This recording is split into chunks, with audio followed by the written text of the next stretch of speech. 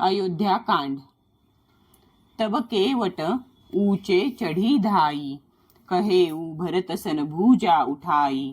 नाथ देखी अही बीटप बिसाला, पाकरी जंबू रसाल तमाला। मग निषादराज धावत जाऊन उंच चढला आणि हात वर करून म्हणू लागला, हे नाथ, हे जे पिंपरी, जांभळे, आंबे व तमालाचे वृक्ष दिसत आहेत, जिन्न तरु बरन्ह मध्यवटू सोहा।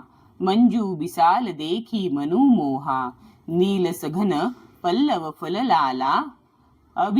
अबिरल छाह सुखद सबकाला।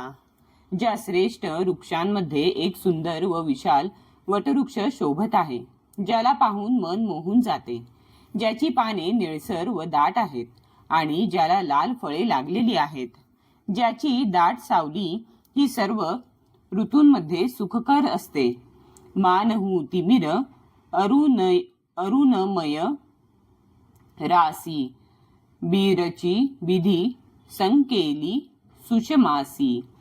एतरु सरित समीप गोसाई, रघुवर परन कुटी जह छाई। जणू ब्रह्मदेवांनी परम शोभा एकत्र करून अंधकार आणि लालिमा यांची रास रचली होती, असे हे वृक्ष नदी जवळ आहेत आणि हे राजकुमार तेथे श्रीरामांची पर्णकुटी आहे। तुलसी तरुबर विविध सुहाए, कहू कहू सिय कहू लखन लगाए। बट छाया बेदिका बनाई, सिय निज पानी सरोज सुहाई। तेथे तुळशीची अनेक झाडे शोभत आहेत, कुठे सीतेने तर कुठे लक्ष्मणाने ती लावलेली आहेत। याच वटवृक्षाच्या सावलीमध्ये सीतेने आपल्या करकमलांनी सुंदर चबुतरा बनविला आहे। 2 जहा बैठी मुनिगण सहित नीत, सिय रामू सुजान। सुनही कथा इतिहास सब आगम निगम पुराण। तेथे ज्ञानी श्रीराम मुनिवृंदां समवेत बसून नित्यशास्त्र, वेद आणि पुराणे यांच्या कथा श्रवण करतात। सखा बचन सुनी बिटप निहारी, उमगे भरत बिलोचन बारी। करत प्रणाम चले दो भाई, कहत प्रीती सारद सकुचाई। मित्राचे बोलणे ऐकून आणि ते वृक्ष पाहून भरताच्या नेत्रांमध्ये पाणी आले। दोघे बंधू प्रणाम करीत पुढे निघाले। त्यांच्या प्रेमाचे वर्णन करण्यास सरस्वती सुद्धा संकोच पावेल। हर्षही निरखी रामपद अंका, मानहू पारसू पायऊ रंका। रजसीर धरी हिय नयनन्ही, लावही रघुबर मिलन सरिस सुख पावही। श्री रामचंद्रांची चरणचिन्हे पाहून दोघे बंधू असे आनंदित झाले की जणू एखाद्या दरिद्री मनुष्याला परीस मिळावा। तेथील धूळ मस्तकावर धारण करून ती त्यांनी आपल्या हृदयाला आणि नेत्रांना लावली, तेव्हा तर त्यांना श्रीराम भेटल्याचाच आनंद झाला। देखी भरत गती अकथ अतिवा, प्रेम मगन मृग खग जड जीवा। सखही स्नेह बिबस मग भूला, कही सुपंथ सुर बरबशी। कही सुपंथ सुर बरशही फुला। भरताची ती अत्यंत अवर्णनीय दशा पाहून वनातील पशु पक्षी व वृक्षादी जड जीव प्रेम मग्न झाले। अधिक प्रेम वश झाल्यामुळे निषादराजही रस्ता चुकला, तेव्हा रस्ता दाखवून देव फुले उधळू लागले।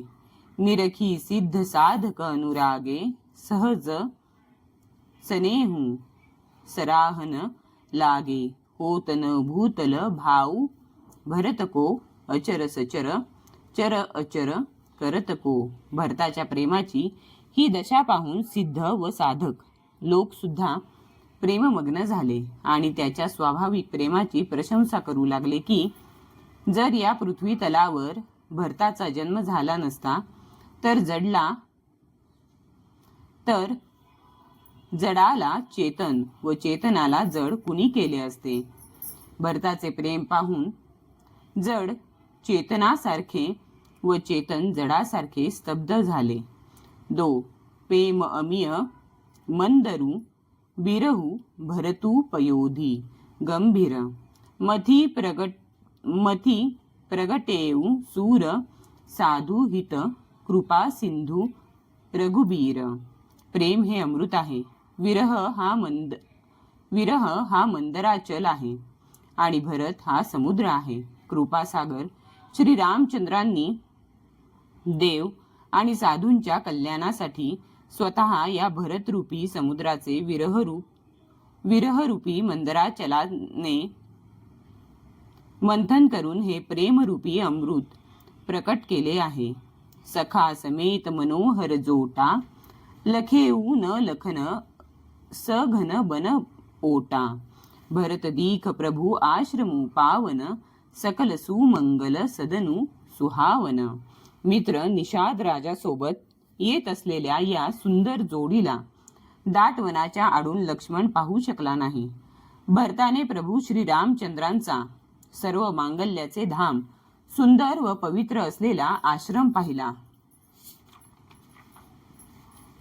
करत प्रवेश मिटे दुख दावा जणू जोगी परमारथू पावा.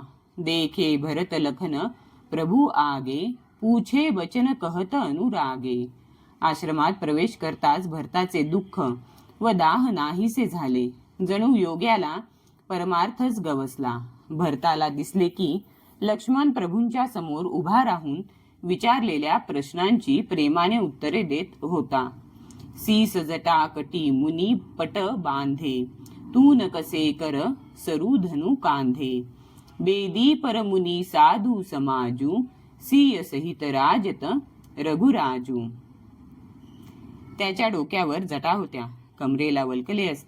कमरेला वल्कले नेसलेली होती आणि त्यांनाच बाणांचा भाता बांधला होता.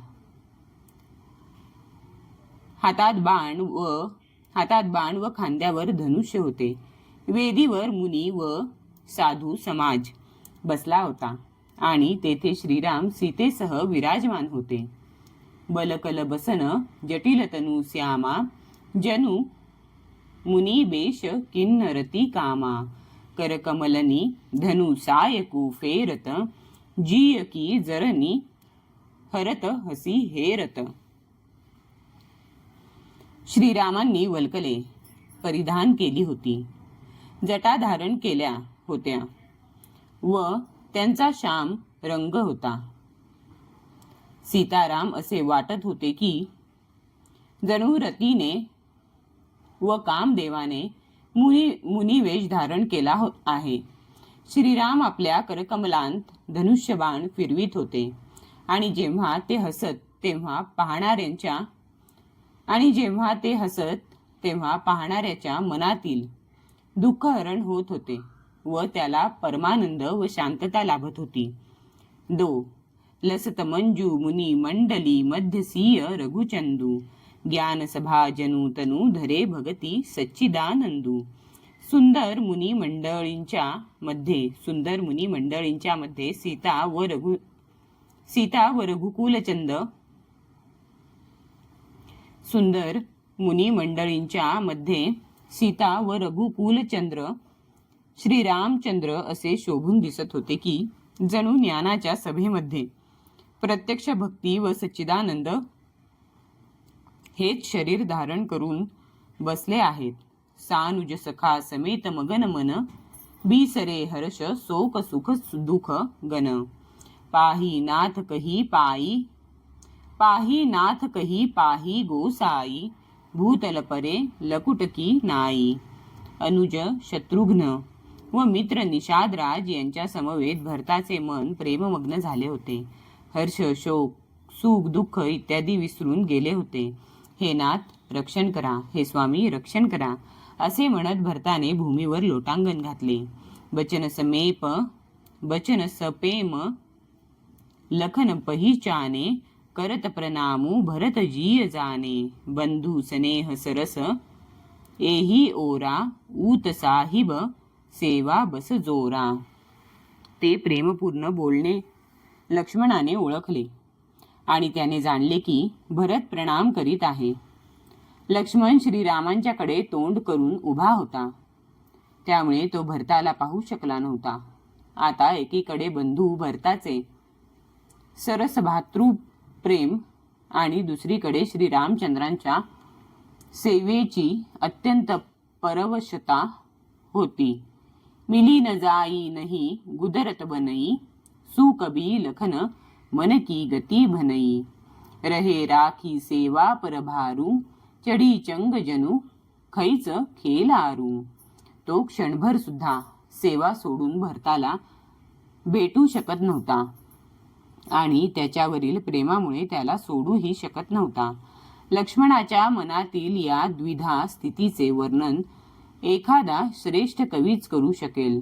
तो सेवा हीच महत्त्वपूर्ण मानून तसाच न वळता उभा राहिला. परंतु त्याच्या मनाची दशा उंच तरंगणाऱ्या पतंगाला खेळाडू ओढतो अशी झाली होती. कहतस प्रेम नाई मही माथा, भरत प्रणाम करत रघुनाथा. उठे रामू सुनी प्रेम अधीरा, कहू पट कहू निशंग धनु तीरा. लक्ष्मणाने प्रेमाने भूमीवर मस्तक टेकवून रामांना म्हटले, हे रघुनाथ, भरत प्रणाम करीत आहे. हे ऐकता श्री रघुनाथ प्रेमाने इतके अधीर झाले की कुठे वस्त्र ओघळले, कुठे भाता पडला, कुठे धनुष्य तर कुठे बाण, हेही त्यांना कळले नाही. दो बरबसलिये उठाई उरलाये, कृपा निधान. भरत राम की मिलनी, लखी बिसरे सबही अपान.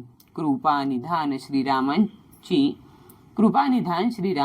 श्रीरामचंद्रांनी भरताला बळेच उठून हृदयाशी धरले. भरत व श्रीराम यांच्या भेटीची ही रीत पाहून सर्वजण देहभान विसरले. मिलनी प्रीती किमी जाई बखानी, कभी कुल अगम करम मन बानी. परम प्रेम पूरन दोऊ भाई, मन बुधी चित अहमिती विसराई. या भेटीतील प्रेम कसे वर्णन करावे ते कविकुलाच्या कायावाचा मनालाही अगम्य आहे. श्रीराम व भरत हे दोघे बंधू मन बुद्धी चित्त आणि अहंकार विसरून परमप्रेमाने भरून गेले होते. कहू सुप्रेम प्रगट को करई, केही छाया कभी मती अनुसरई. कभीही अर्थ आखर बलू सांचा, अनुहरी तालगतीही नटू नाचा. सांगा बरे, त्या श्रेष्ठ प्रेमाचे वर्णन कोण करू शकेल? कवीची बुद्धी कुणाच्या सावलीचे अनुसरण करू शकेल? कवीला तर अक्षर व अर्थ यांचेच खरे बळ असते.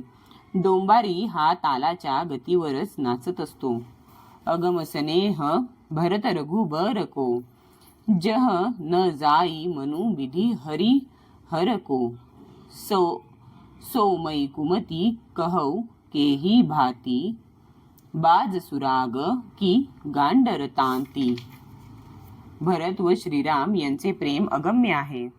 जिथे ब्रह्मदेव, विष्णू व महादेव हे मनानेही जाऊ शकत नाही, त्या प्रेमाचे वर्णन मी अल्पबुद्धीचा मनुष्य कसा करू शकेन? हरळीच्या दोरीने कुठे सुंदर राग वाजवता येईल काय?